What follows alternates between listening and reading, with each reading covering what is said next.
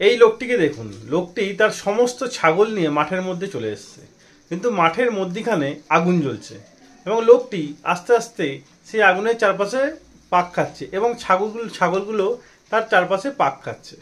তো লোকটি প্রথমে কিছু ছাগল লোকটিকে ফলো করছে আর বাকি ছাগলগুলো সেই ছাগলগুলোকে ফলো করছে, ফলো করে আস্তে আস্তে আগুনের চারপাশে ঘুরছে এবং আস্তে আস্তে কখন লোকটি বেরিয়ে গেছে কিন্তু ছাগলগুলো পরপর ঘুরতেই থাকছে, মানে একে অপরকে ফলো করে যাচ্ছে, অন্ধভাবে ফলো করে যাচ্ছে।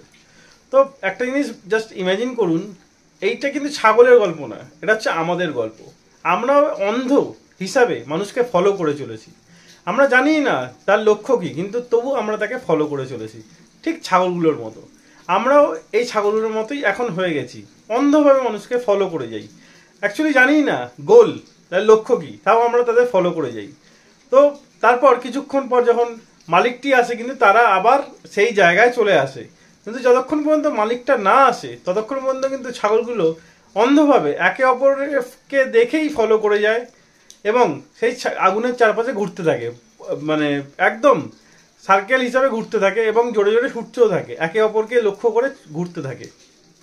তো এটা থেকে আমাদেরকে রিলেট করতে পারলেন কিনা কমেন্টে অবশ্যই জানাবেন। তো ভিডিওটা ভালো লাগলে অবশ্যই লাইক করে শেয়ার করে দেবেন এবং পরে যখন ছাগলের মালিক আসে আবার তারা এক জায়গায় জড়ো হয়ে যায়।